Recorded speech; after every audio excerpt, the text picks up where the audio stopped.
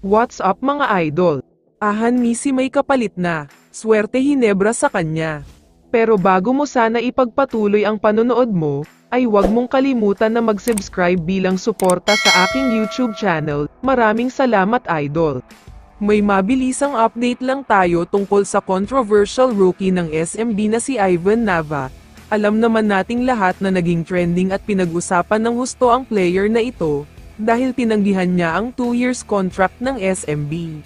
Pero sa kalalabas lang na balitang Spin.ph, sinabi nga nila na nagkaroon na daw ng agreement at kasunduan ang kampo ni Nava at ng SMB, hindi sinabi kung ilang taon ang kontrata niya, pero mukhang bumaba sa 1 year ang dating 2 years contract. Samantala, lumipat na tayo ngayon sa usapan tungkol kay Maverick Ahanmisi. Alam naman nating lahat na marami na ang may ayaw sa player na ito, dahil hindi pa rin nakakalimutan ng mga fans ang performance niya last conference. Napaka-inconsistent ng player na ito at biglang lumulubog kapag kailangan na siya ng team. Isa sana siya sa inaasahan noong semifinals kontra sa Meralco, pero hindi naramdaman ang laro ni Ahanmisi lalo sa Game 7. Medyo sumaya ang mga fans noong hindi nakapaglaro si Ahanmisi sa naging tune-up game nila kontra sa Taipei Kings, kaya ang iniisip ng lahat ay posibleng nasa trading block siya, at bibitawan na ng Barangay Hinebra.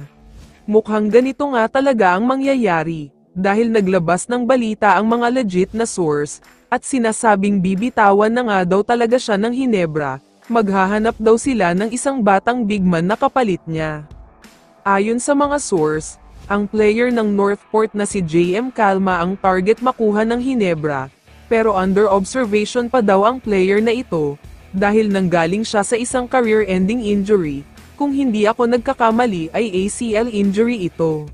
May mga narinig daw ang Hinebra na umaayos na ang kondisyon ni Calma, na subaybayan nga daw ni Coach Tim ang laro niya sa Northport, kaya malaking bagay daw ang maitutulong niya kung makukuha siya ng Barangay Hinebra.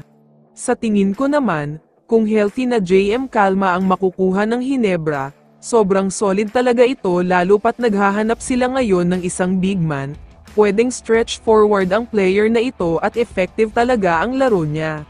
Mas lalabas din ng husto ang laro niya, dahil halos pareho sila ng style of play ni Aljon Mariano. Mas malaki ang potential nila kaya siguradong gaganda talaga ang laro niya under sa winningest coach in PBA history na si Coach Tim. Kaya naman kung ikaw ang tatanungin idol, ano ang masasabi mo sa balitang ito? I-comment mo naman ang sagot mo sa tanong na ito. So dito na nagtatapos ang video na ito. Maraming salamat sa pagsuporta at panonood mga idol. Ingat at bye-bye.